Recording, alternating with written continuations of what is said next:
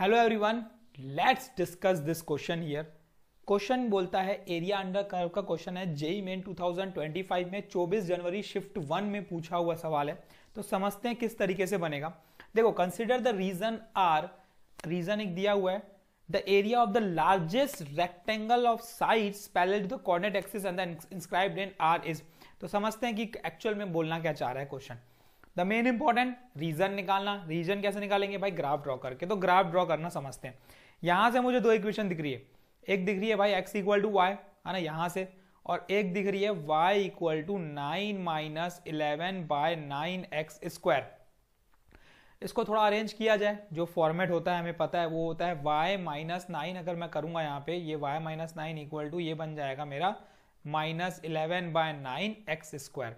ठीक है, थोड़ा सा अरेंज करके लिखेंगे तो ये बन जाएगा minus 9 by 11 into y minus 9 equal to x square. ठीक, तो यहां से मुझे वर्टेक्स मिल जाएगा। अच्छा, वर्टेक्स निकालने का दो तरीका। X square equal to minus 4ay है। मुझे पता है कि ये डाउनवर्ड डायरेक्शन में ओपन होगा, लेकिन 9 यूनिट ऊपर। ठीक है, 9 यूनिट ऊपर। तो एक तरीका ये हो गया, है ना। दूसरा तरीका क्या हो जाता है भाई कि वर्टेक्स देख लेते हैं इसका वर्टेक्स की अगर हम बात करेंगे, वर्टेक्स की अगर बात करेंगे तो वो क्या हो जाएगा? तो x माइनस एच मतलब 0, है ना, और ये 9। तो 0,9 इसका क्या हो जाएगा? वर्टेक्स हो जाएगा। इतनी चीज समझ में आ गई। जितना समझ में आ गया हम प्लॉट करते हैं। दो चीज मिल चुकी है, एक ये, है ना, और एक ये इक्वेशन, ये वाली इक्वेशन। तो प्लॉट करते हैं दोनों को। ठीक, तो हमने पता चल गया कि y इक्वल टू एक्स ऐसी लाइन जाने वाली है, पासेस थ्रू ओरिजिन। इसमें तो कोई दिक्कत ही नहीं है भाई, पासेस थ्रू ओरिजिन में जाएगी ये। दूसरी जो हमें पैराबोला बनने वाला है वो 9 यूनिट ऊपर y की तरफ, है ना। तो y की तरफ ऊपर मतलब ये ऐसा कुछ जाएगा और डाउनवर्ड डायरेक्शन में ओपन होगा। तो डायरेक्शन जो जाने वाला है इसका वो कुछ इस तरीके से जाने वाला है। ठीक है, पहले इसको थोड़ा अच्छे से कर लेते हैं। ये हो गई एक लाइन, और दूसरा हमारा ग्राफ बन जाएगा ये ऐसा, ये ऐसा। ठीक है, तो इंपॉर्टेंट क्या है भाई? अब रीजन निकालना। तो इनके बीच का रीजन की बात किसकी कर रहा है वो हम समझते हैं। बोलता है निकालना, है ना। पहले तो ये देख लेते हैं, x is less than equal to y होना चाहिए। x less than equal to y मतलब, और y less than equal to this, तो इससे कम इधर, और y ग्रेटर देन x तो मतलब इधर, है ना।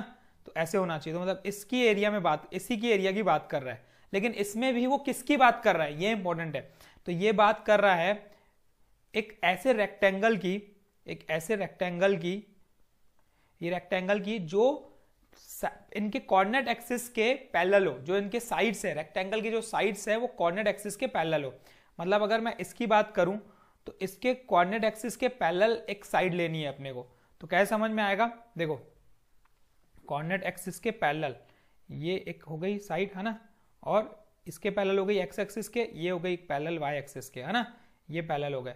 तो मतलब ये वाला एरिया निकालना है ना। अब मुझे एरिया में भी मुझे लार्जेस्ट एरिया निकालना है, मतलब लार्जेस्ट वैल्यू एरिया का, रेक्टेंगल का जो लार्जेस्ट एरिया है, तो वो कहीं पे भी हो सकता है। तो इसके लिए मुझे देखो, जब भी कोई चीज लार्जेस्ट की बात करेगा मतलब मैक्सिमम की बात करेगा।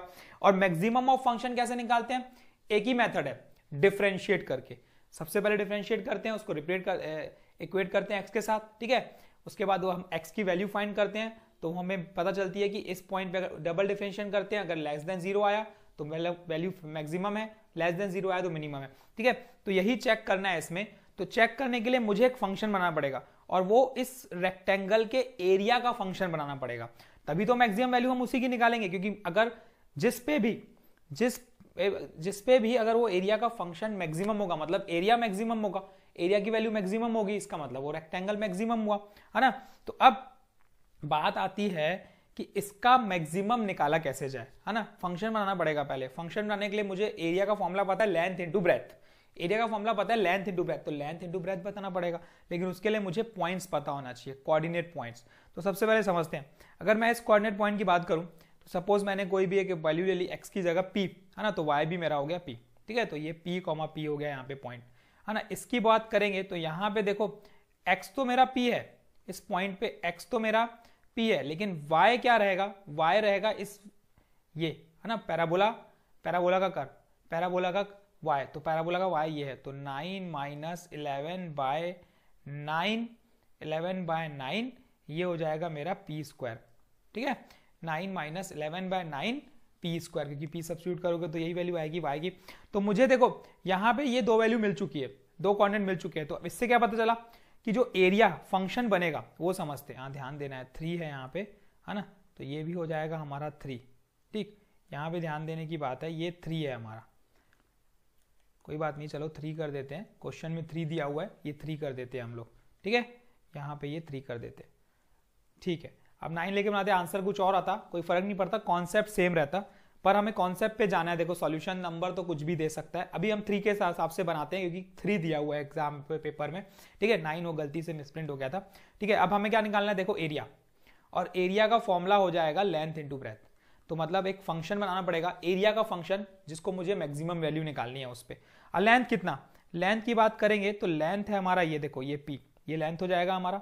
ठीक है भाई, ब्रेथ कितना हो जाएगा, ब्रेथ हो जाएगा, अगर ध्यान दोगे तो ये पार्ट है, मतलब ये वाला पार्ट। ये पार्ट कैसे निकालेंगे भाई, ये डिस्टेंस यहां से यहां तक पूरा डिस्टेंस है 9 माइनस 11/3 p स्क्वायर, ये है ना, और इतना डिस्टेंस p है, तो ये बन गया 9 minus 11/3 p square minus p, ये इतना बन गई वैल्यू। ठीक है, तो बस अब वैल्यू पुट कर देते हैं, 9p माइनस ये हो जाएगा 11/3 p cube minus p square. अच्छा, ये फंक्शन बन गया देखो f ऑफ p का। अब इस फंक्शन को क्या करना पड़ेगा, मैक्सिमम वैल्यू निकालने के लिए डिफरेंशिएट, तो ये बन गया 9 minus 11p square minus 2p। कर दो भाई इक्वेट 0 के साथ, क्योंकि p की वैल्यू निकलेगी। ठीक है, तो यहाँ पे ये बन गया positive 11 p square plus 2p minus 9 equal to 0। देखो अब ये 11p स्क्वायर है ना, plus 11p minus 2p, 11p minus 9p minus 9 equal to 0। 11p common, तो p plus 1 minus 1 common, p minus 9 common, p plus 1 equal to 0। तो यहाँ से p की वैल्यू 2 मिलेगी, एक माइनस 1 और एक मिलेगी p की वैल्यू 9/11। लेकिन अब लेंगे किसको भाई, ये इंपॉर्टेंट है, इसको लेंगे कि इसको लेंगे। तो चलिए इसको पहले समझ लेते हैं कि किसको लेना चाहिए। हमें p की वैल्यू बोल रहा है -1, देखो p यहाँ पे कहाँ है, फर्स्ट क्वाड्रेंट, तो फर्स्ट क्वाड्रेंट में p हमेशा पॉजिटिव ही होगा, नेगेटिव होगा ही नहीं। तो भाई ये वाला टर्म पॉसिबल नहीं है, सिर्फ पॉसिबल कौन सा है, 9/11। समझ में आई ना, कौन सा रिजेक्ट किए, समझ में आ चुका है। ठीक है, चलिए अब समझते हैं आगे की सॉल्यूशन।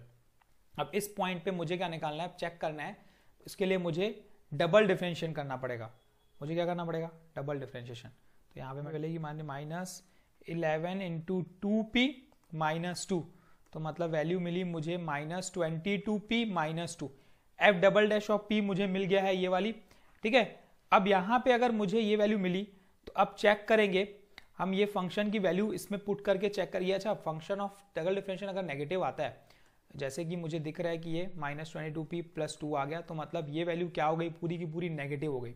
नेगेटिव हो गई ना भाई, तो जब ये पूरी की पूरी वैल्यू नेगेटिव हो गई तो इसका मतलब F double dash of p की वैल्यू में पुट सब्स्टिट्यूट करता हूं, तो ये वैल्यू मिलेगी माइनस 2 इंटू 9/11 प्लस 2, 11 1 जा 11 2 जा, तो ये वैल्यू मिली मुझे माइनस ऑफ 20, है ना।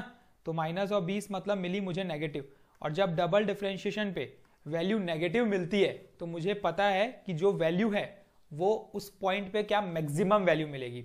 मतलब मुझे पता चल चुका है कि p इक्वल टू 9/11 जो फंक्शन ऑफ p है वो मैक्सिमम है, और फंक्शन ऑफ p हमारा एरिया, मतलब इस पॉइंट पे एरिया मैक्सिमम है, तो इस पॉइंट पे एरिया मैक्सिमम है, तो सबसे मैक्सिमम एरिया आपको इजीली मिल चुका है। सिर्फ सब्स्टिट्यूट कर दो भाई वैल्यू p की जगह 9/11, तो ये मिल गया मुझे 9 इंटू 9/11 माइनस 11/3 इंटू कितना है p क्यूब, मतलब 9/11 का क्यूब।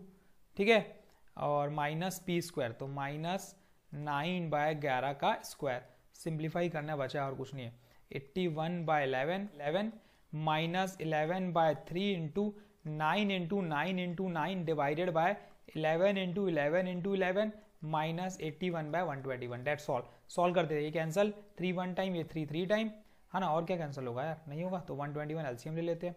11 की टेबल में 11 बार जाएगा तो 11 ऊपर से मल्टीप्लाई होगा, तो 81 इंटू 11, शॉर्ट मेथड क्या बोलता है भाई, वो बोलता है 191, है ना, 198 है 198, तो 891 इसका आ गया, माइनस 243 इसका आ गया, माइनस 81 इसका आ गया। सिंप्लीफाई करते हैं यार, 11 में से ये जाएगा तो ये कुछ ऐसा बचेगा 567 डिवाइडेड बाय 121, ये आपका क्या हो गया देखो आप इस पॉइंट पे, मतलब ये मैक्सिमम फंक्शन हो गया, मैक्सिमम वैल्यू हो गई, फंक्शन की मैक्सिमम वैल्यू, पूरे फंक्शन की एक मैक्सिमम वैल्यू। तो फंक्शन की मैक्सिमम वैल्यू मतलब फंक्शन क्या है, एरिया का फंक्शन है, तो एरिया की मैक्सिमम एरिया है ना, मैक्सिमम एरिया कितना आया 567 बाय 121, और हमें फाइंड यही करना था, area of the largest rectangle, area of the largest rectangle मतलब मैक्सिमम वैल्यू, ठीक है। तो ये हमारा मैक्सिमम वैल्यू है और ये एरिया हमारा कितना है 567 बाय 121, तो fourth D is the correct answer of this question. Question अच्छा था, थोड़ा सा दिमाग लगाने वाला था, कभी भी एरिया मैक्सिमम की बात करेगा तो फंक्शन बनाओ, फंक्शन का डिफरेंशिएट करो, वैल्यू निकालो, एफ डबल डॉट निकालो, जो मेथड हमें पता है, पढ़ते आ रहे हैं ना हम लोग, क्लास 12th में ये मेथड पढ़े हैं, मैक्सिमम और मिनिमम फंक्शन कैसे फाइंड किया जाता है, तो बस वही है, अपनाओ, सॉल्व करो, बस पता होना चाहिए भाई, क्लिक करना चाहिए दिमाग में कि कब कौन सा कॉन्सेप्ट लगाना है, क्लिक कर दिया तो आपसे बन जाएगा क्वेश्चन, लेकिन प्रैक्टिस लगेगी बॉस, तो प्रैक्टिस चालू रखो, ठीक है। क्वेश्चंस मैं अभी कंटिन्यूअसली लाते रहूंगा, कौन से क्वेश्चन, कौन से चैप्टर की आपको क्वेश्चंस चाहिए बिल्कुल कमेंट सेक्शन में बताओ, मैं आपको उस चैप्टर के क्वेश्चन स्टार्ट कर दूंगा।